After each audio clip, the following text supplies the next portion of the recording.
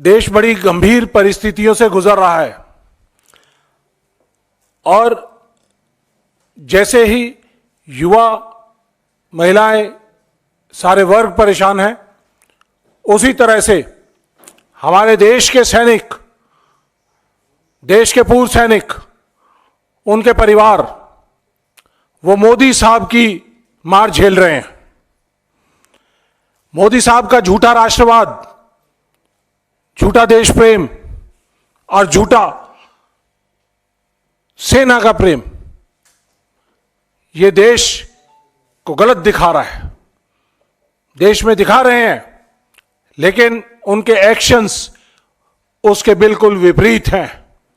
वो अपने देश की सेना को, सैनिकों को, उनके परिवारों को कमजोर कर रहे हैं, देश की सुरक्षा को कमजोर कर रहे हैं। आज का सैनिक अगर कमजोर होगा तो सेना कमजोर होगी, और अगर हमारे सैनिकों के परिवार, अगर उनको विश्वास रहेगा कि देश उनका लुक आफ्टर करेगा, तो सैनिक अपनी जान देने के लिए सरहद पर तैयार है। भारतीय सेनाएं वर्ल्ड की बेस्ट, श्रेष्ठतम श्रेणी में आती हैं। हमारे फौज के इंस्टीट्यूशंस को डिस्ट्रॉय किया जा रहा है। हमारी कोर डिमांड है 1 रैंक 1 पेंशन, जिसको यूपीए सरकार ने 26 फरवरी 2026 को पास किया। पार्लियामेंट के दोनों सदनों के अंदर इसको पास किया गया, और आज 1 रैंक 1 पेंशन का मजाक बना दिया है इस मोदी सरकार ने। 1 rank and hundreds of pensions, ऐसा मजाक बना दिया है।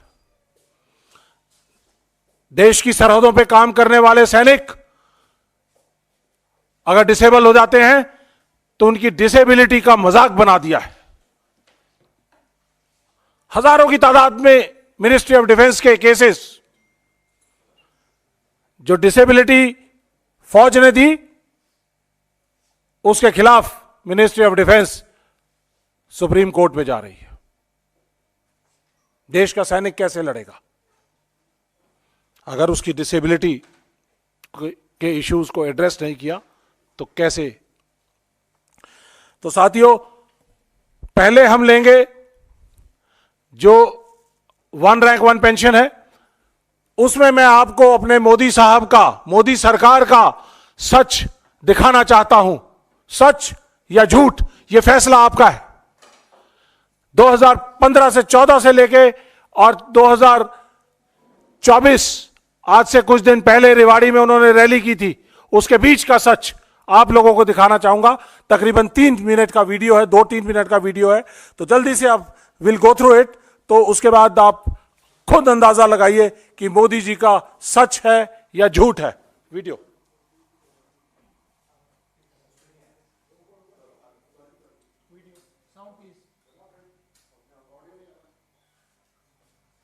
कई दशकों से हर सरकार से मांग कर रहे थे 1 रैंक 1 पेंशन। ये सरकार आने के बाद हमने वादा किया था कि हम 1 रैंक 1 पेंशन लागू करेंगे, और मैं आज मेरे वीर जवानों के सामने सर झुका करके इस वादा हमने पूरा कर दिया। आज मैं संतोष की अनुभूति कर 5,500 करोड़ रुपया वितरित हो चुके हैं। जब मैंने हिसाब लगाया तो फौज को 1 रैंक 1 पेंशन का पैसा अगर देना है तो 12,000 करोड़ रुपया चाहिए। 12,000 करोड़। ये फौज के जवानों के साथ धोखा है कि नहीं है?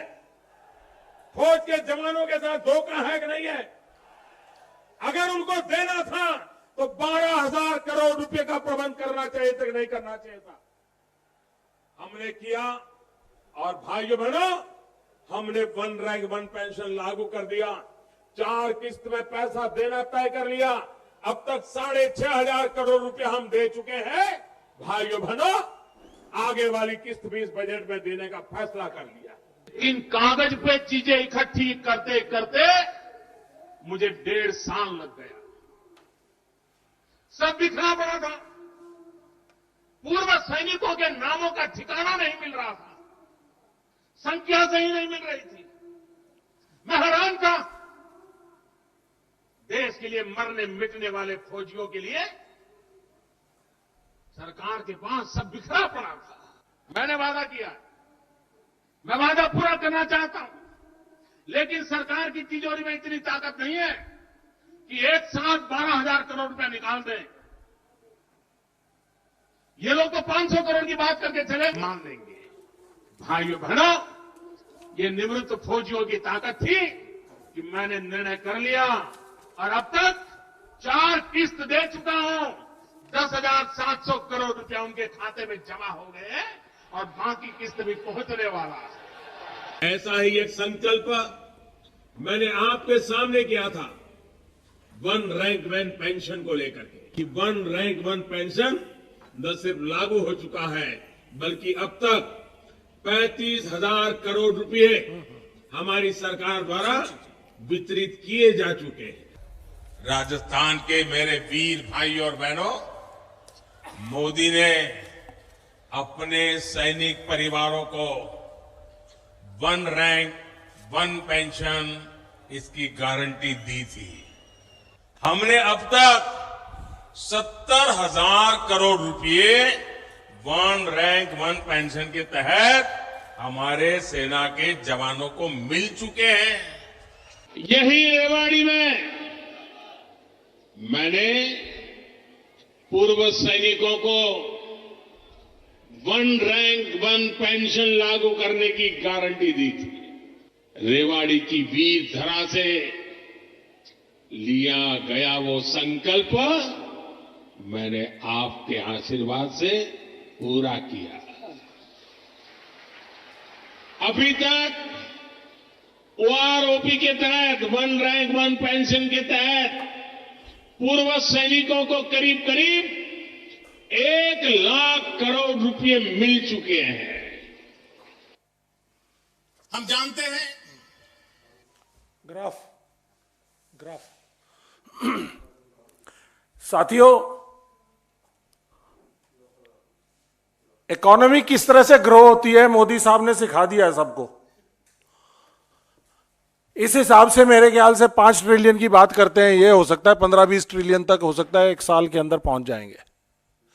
यह है मेरे मोदी साहब का, मेरे प्रधानमंत्री जी का सच या झूठ, यह फैसला आपको करना है।